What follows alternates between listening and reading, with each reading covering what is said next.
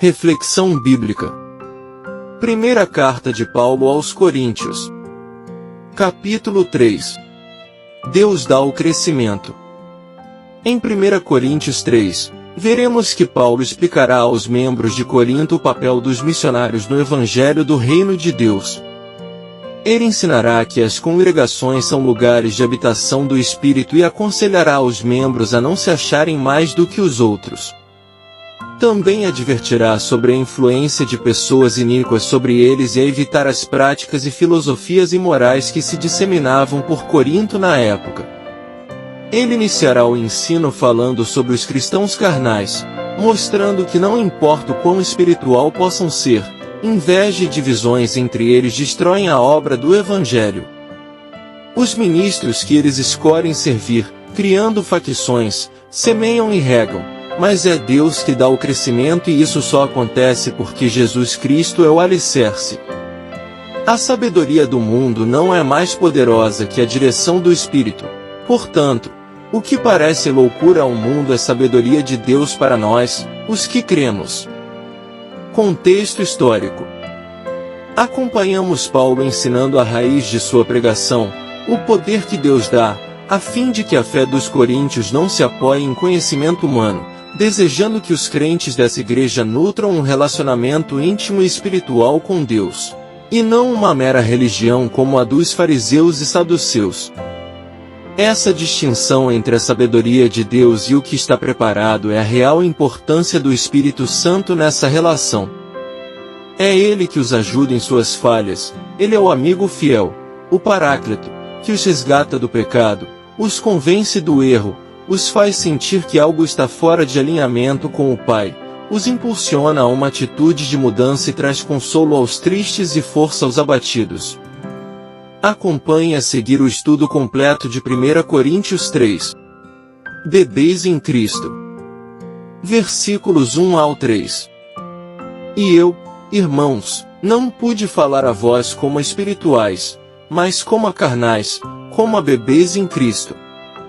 Eu alimentei-vos com leite e não com alimento sólido, porque até agora não fostes capazes de suportar, nem mesmo agora sois capazes. Porque ainda sois carnais, pois, havendo entre vós inveja, contendas e divisões, não sois carnais e andais como os homens? Muitos coríntios eram imaturos na fé em Cristo. Eles não eram capazes de receber alimento sólido, ensino avançado, porque estavam cheios de inveja e divisões, rivalidades.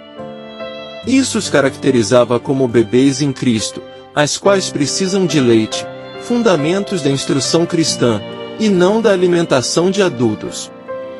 Divisão entre Paulo e Apolo. Versículo 4. Porque enquanto um diz, eu sou de Paulo, e outro, eu sou de Apolo, não sois carnais?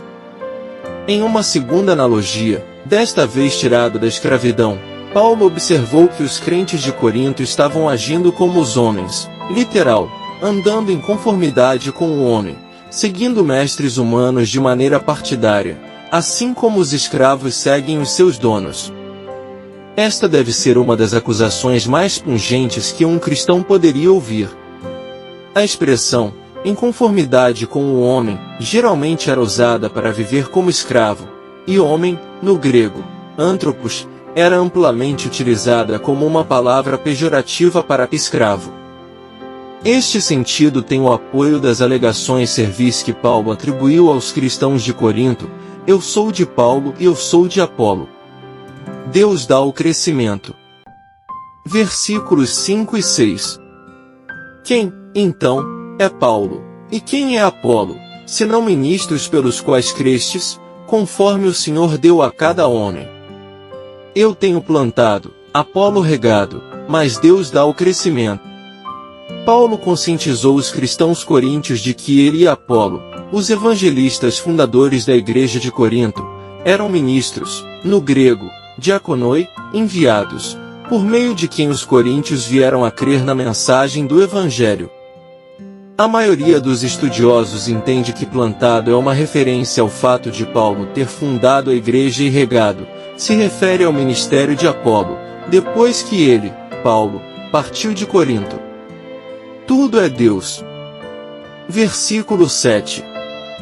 Assim então, nem o que planta é alguma coisa, nem o que rega, mas Deus, que dá o crescimento. O Senhor deveria receber todo o crédito pelo crescimento, logo, os servos não eram nada. A reputação do Senhor que dá o crescimento era tudo. Nenhum servo precisava afirmar sua própria reputação em detrimento de Deus, que dá o crescimento. Cada um receberá pelo seu trabalho. Versículos 8 e 9. Ora, o que planta e o que rega são um, e cada homem receberá a sua própria recompensa, de acordo com o seu próprio trabalho. Porque nós somos colaboradores de Deus, vós sois lavoura de Deus e edifício de Deus. Paulo e Apolo eram servos iguais na obra do Evangelho, e, quando o Senhor voltasse, 1 Coríntios 4 versos 4 e 5, cada um receberia recompensa por seu trabalho entre os cristãos de Corinto, isto é, a lavoura de Deus. A palavra traduzida como são um, significa literalmente um, no grego, em. Paulo e Apolo eram colaboradores de Deus, os quais trabalhavam na lavoura de Deus, a congregação de Corinto. 1 Coríntios 3 versículos 10 ao 17, construindo sobre o fundamento de Cristo. Paulo afirma que o edifício de Deus é a congregação dos coríntios, verso 17, porém esta metáfora bem pode se estender às igrejas ao redor do mundo, 1 Pedro 2 verso 5. A palavra traduzida como edifício geralmente indica uma estrutura ainda em construção, no grego, oikodome.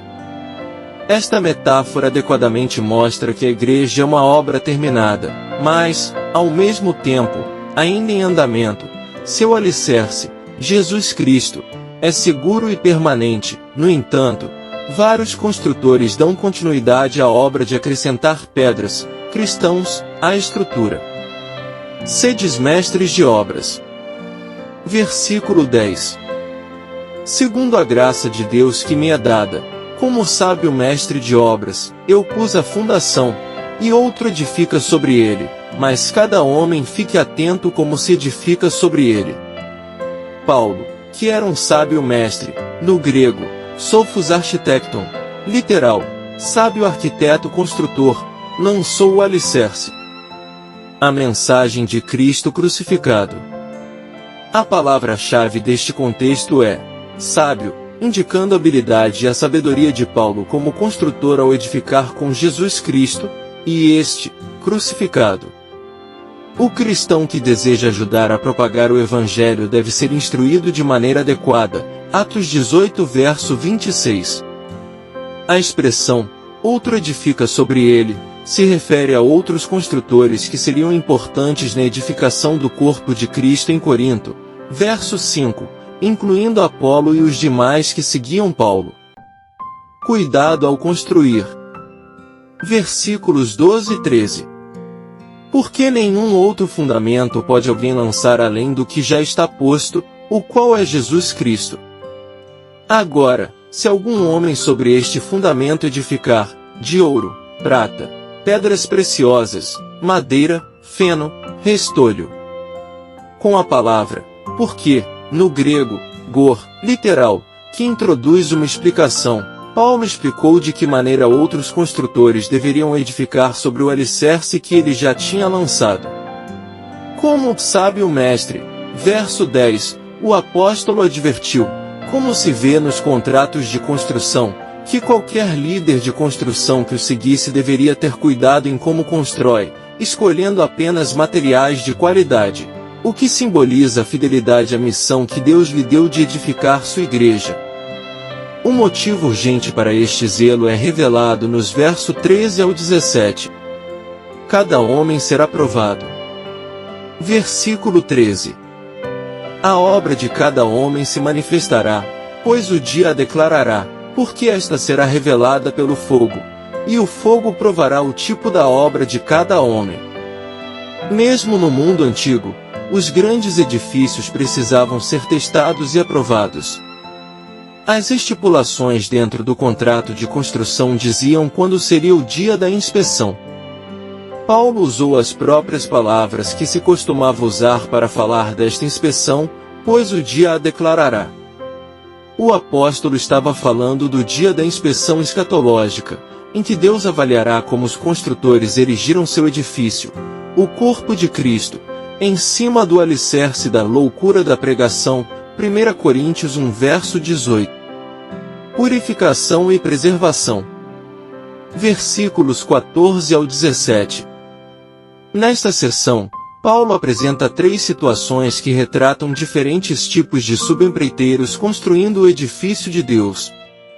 Ele introduz cada situação com a expressão, se a obra que algum homem edificou, se algum homem, versos 14, 15 e 17. Haverá recompensa se permanecer. Versículo 14.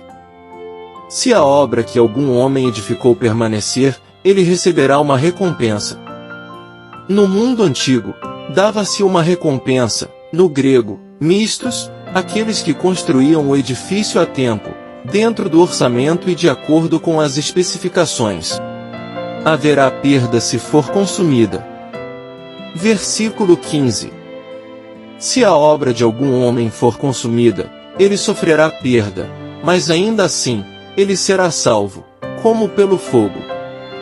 Paulo advertiu aqueles que construíam sem o devido cuidado, de que sofreriam perda. Templo e habitação. Versículo 16. Não sabeis vós que sois o templo de Deus, e que o Espírito de Deus habita em vós? Paulo intimou os coríntios a terem consciência da identidade máxima de seu corpo unido. Eles eram um templo construído por Deus e o Espírito de Deus habitava entre eles. Não corrompa o templo de Deus. Versículo 17. Se algum homem corromper o templo de Deus, Deus o destruirá, porque o templo de Deus é santo, e este templo sois vós. Paulo deu um aviso severo aos que corrompiam a igreja, 2 Coríntios 11. Fazendo um trocadilho com o verbo destruirá, o apóstolo dos gentios alertou que a pessoa que destruísse, no grego, feteiro, arruinar, corromper, defraudar, destruir, o templo de Deus, seria destruído pelo próprio Senhor. A palavra destruir era usada em contratos de construção para construir um edifício com o intuito de defraudá-lo. Desta forma, a imagem que temos aqui é de um líder de igreja, um construtor, verso 12, intencionalmente negligente. A loucura da pregação. Versículo 18. Nenhum homem se engane a si mesmo. Se algum homem dentre vós parecer ser sábio neste mundo, torne-se louco para poder ser sábio.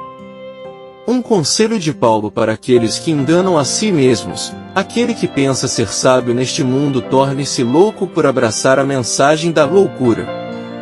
O louco que confia na loucura da pregação será sábio aos olhos de Deus. A sabedoria de Deus. Versículos 19 e 20.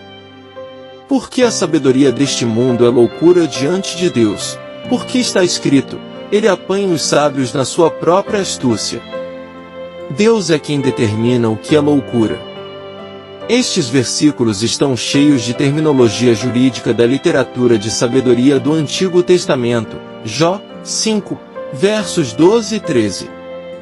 Baseado nestas evidências, Paulo afirmou que quaisquer discussões, pensamentos, apresentadas diante do tribunal de Deus serão loucura se estiverem baseadas na sabedoria do homem. Todos pertencem a Deus. Versículos 21 ao 23. Portanto, nenhum homem se glorie em homens, porque todas as coisas são vossas. Quer Paulo, ou Apolo, ou Cefas, ou o mundo, ou a vida, ou a morte, ou as coisas do presente, ou as coisas vindouras, tudo é vosso.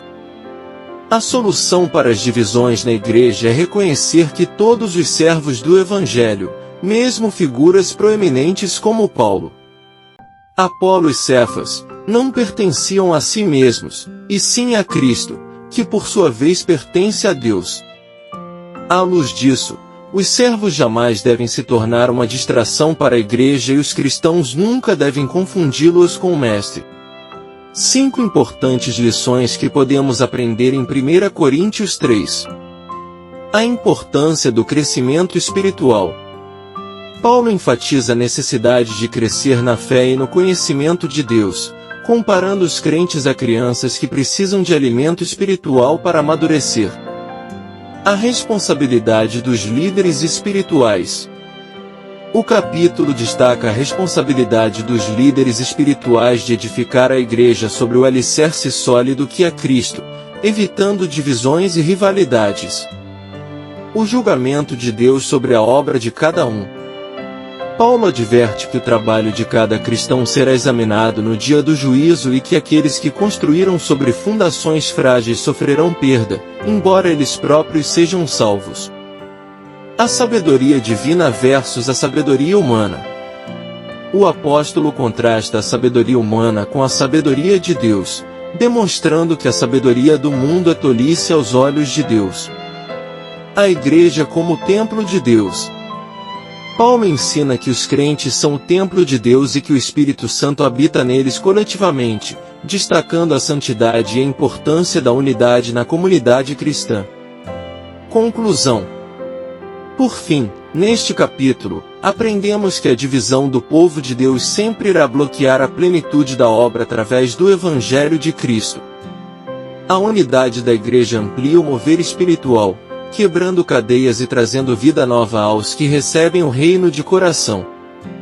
Aprendemos também que não importa quem pregue, qual seja o ministro, seu nome, posição, influência, sabedoria, conhecimento, tudo pertence a Jesus, o centro de toda e qualquer obra do Evangelho passa por ele, e é através do poder de Deus que o mundo experimenta sua misericórdia e amor.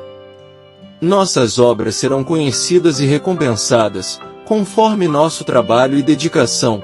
Iremos semear, regar, mas é Deus quem dará o crescimento, como Paulo nos ensina. Tudo pertence a Deus. Amém.